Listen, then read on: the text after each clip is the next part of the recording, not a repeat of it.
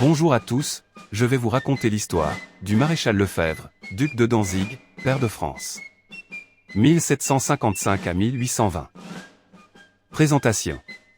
François-Joseph Lefebvre, né le 25 octobre 1755 à Rouffach, en Alsace et mort le 14 septembre 1820 à Paris, est un militaire français, élevé à la dignité de maréchal d'Empire par Napoléon Ier en 1804. Sa carrière débute peu avant la Révolution française pendant laquelle il combat au sein de l'armée du Rhin puis à celle de Sambre-et-Meuse, ce qui lui vaut d'être promu général de division. Nommé maréchal d'Empire en 1804, il est l'un des deux maréchaux honoraires, avec Kellermann que l'empereur emploie à des postes militaires, et le seul à commander un corps d'armée sur les champs de bataille de l'Empire. Il est également le premier des maréchaux de Napoléon à obtenir un titre ducal pour une victoire militaire, celui de duc de Danzig. Fait pair de France par le roi à la première Restauration, il se joint à Napoléon pendant les 100 jours. Biographie, origine et engagement dans les gardes françaises. Ses parents étaient Joseph Lefebvre et Anne-Marie Ries, ils habitaient Rouffach, dans la Haute-Alsace, en France. Son père, sergent de ville et capitaine des portes de la ville, meurt alors que François-Joseph est âgé de 8 ans. Son oncle, curé de Guémard, se fait son protecteur et dirige son éducation en le destinant à l'église, mais un penchant irrésistible entraîne François-Joseph vers la carrière militaire. Originaire d'Alsace, il s'engage dans les gardes françaises le 10 septembre 1773, à 18 ans. En 1783, il se marie avec une blanchisseuse, Catherine Hubscher, originaire de Goldbach-Altenbach en Alsace, passée à la postérité sous le nom de Madame Sangel, de laquelle il aura 14 enfants dont 13 mourront en bas âge. Le bataillon des filles Saint-Thomas. Il devint premier sergent des gardes françaises le 9 avril 1788. Il se mêle aux premières émeutes, tout en protégeant ses officiers contre les violences du peuple le 21 juillet 1789 et en facilitant leur évasion. Après le licenciement des gardes françaises, il entre dans le bataillon des filles Saint-Thomas et, à la tête d'un détachement de ce bataillon, est blessé 2 fois en défendant la famille royale et en tentant de la protéger lors de son retour aux Tuileries après son départ pour Saint-Cloud. Il favorise également la fuite vers Rome des tantes du roi Louis XVI. En 1792, il sauve la caisse d'escompte du pillage. Général des armées révolutionnaires. Capitaine au début de la guerre en 1792, il est général de brigade le 2 décembre 1793 puis général de division le 10 janvier 1794, après les combats de Lambach et de Gersberg. Il se distingue partout et presque toujours à l'avant-garde. On trouve Lefebvre dans toutes les batailles importantes dans le Nord et sur le Rhin de 1793 à 1799, notamment au Gersberg le 26 décembre 1793, à la prise d'Arlon le 18 avril 1794 et à celle de Dinant le 29 mai 1794, à Fleurus le 26 juin, à Altenkirchen le 4 juin 1796 et Wetzlar le 15 juin, à Friedberg le 10 juillet 1796, au passage du Rhin à Neuilly le 18 avril 1797. Après Custine, il est le premier des généraux de la République à effectuer le passage du Rhin. Il réalise cet exploit à la tête de ses grenadiers, malgré un feu terrible, et s'établit sur la rive droite en avant d'Eschelkamp. En 1796 à 1797, il enlève Sigbur à la bataille d'Altenkirchen et cueille de nouvelles palmes aux journées de Kaltech, de Friedberg, de Bamberg et de Sulzbach. Lefebvre est nommé gouverneur de la forteresse de Mayence à partir du 13 mars 1798 et établit sa résidence au palais Bassenen. Après la mort de Hoche, il prend provisoirement le commandement en chef de l'armée de Sambre-et-Meuse en septembre 1797. Il commande l'avant-garde de l'armée du Danube sous les ordres de Jourdan en mars 1799. Avec 8000 hommes, il soutient à la bataille de Stockach les efforts de 36 000 Autrichiens. Mais à Pfullendorf le 21 mars 1799, une blessure grave le contraint à quitter l'armée.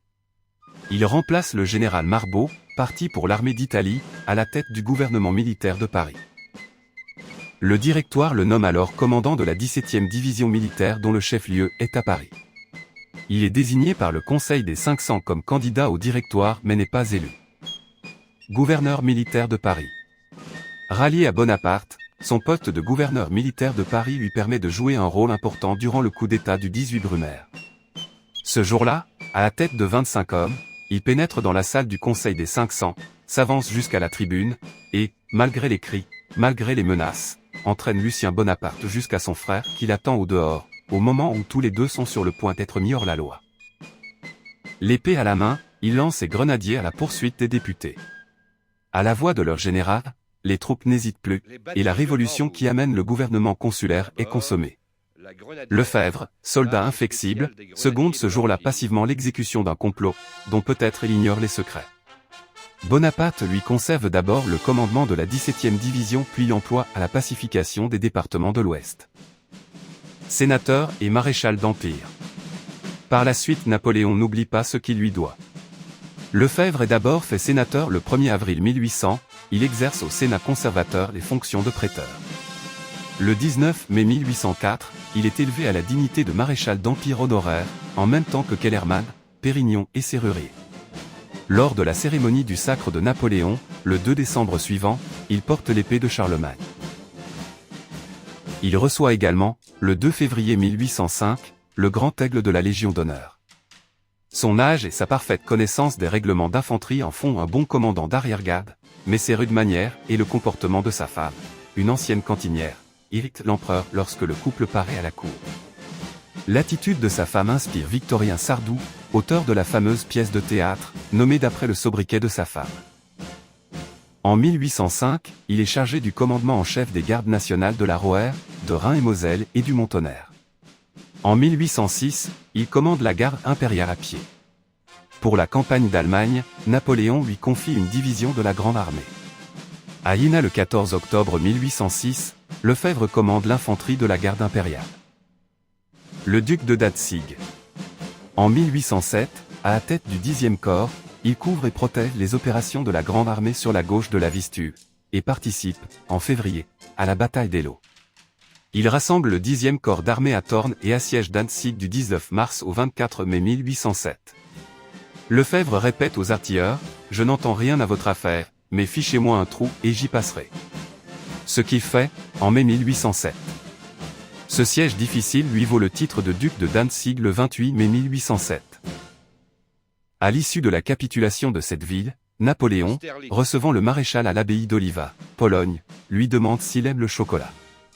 Ayant répondu par l'affirmative, Lefebvre reçoit de l'empereur une boîte, censée contenir du chocolat. En fait, son contenu consiste en une liasse de 300 billets de 1000 francs, récompense de la bravoure du maréchal. En 1808, Lefebvre commande le 4e corps en Espagne. Lefebvre y accompagne l'empereur et y remporte notamment des victoires sur les Espagnols lors des batailles de Durango le 30 et 1 octobre 1808 et d'Espinosa le 11 novembre suivant. Il bat encore ses adversaires à Gouenne le 7 novembre et Valmasda le 8 novembre, avant de prendre Bilbao, Santander et Ségovie le 3 décembre. En janvier 1809, il est remplacé en Espagne par le général Sebastiani. De retour en Allemagne, il est nommé commandant de l'armée bavaroise. Il est à Abensberg le 20 avril, à Schierling le 21, à Eckmühl le 22, commande l'armée du Tyrol de mai à octobre mais ne peut venir à bout de la révolte d'Andrea Schoeffer.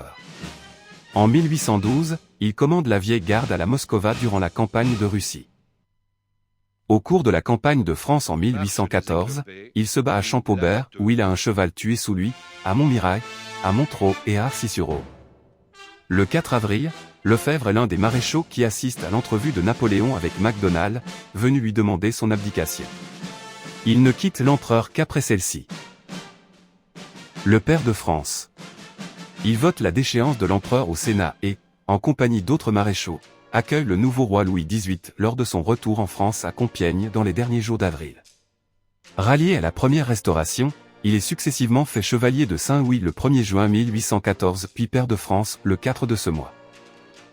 Contrairement à sa femme, Lefebvre fréquente assidûment la cour et réclame, en vain, le commandement d'une division militaire, bien que ses traitements relatifs à ses anciennes fonctions de général de division et de sénateur, dont le montant s'élève à 42 000 francs, soient maintenus.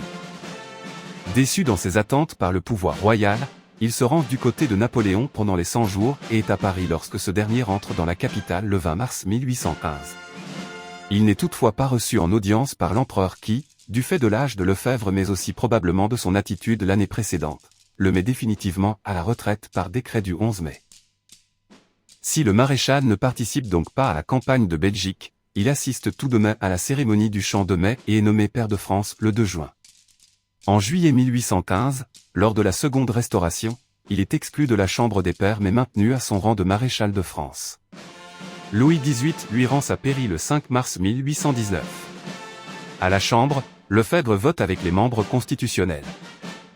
Affecté d'une pleurésie, il meurt le 14 septembre 1820 à Paris, dans sa résidence de la rue Joubert, un jour seulement après Kellermann. Sa dépouille, après une cérémonie à l'église Saint-Louis, est inhumée le 17 septembre au cimetière du Père-Lachaise, où, peu de temps avant sa mort, il a lui-même marqué sa place, non loin de Masséna, Pérignon et Serrurier. Le maréchal Mortier, l'un de ses proches amis, prononce l'éloge funèbre, dans lequel toute référence à l'Empire est escamotée. Merci d'avoir regardé cette vidéo. Si vous avez aimé, n'oubliez pas de mettre un pouce en l'air, de vous abonner. N'oubliez pas de partager, d'activer la cloche, pour être averti lors de la sortie des prochaines vidéos. Merci à ceux qui le feront.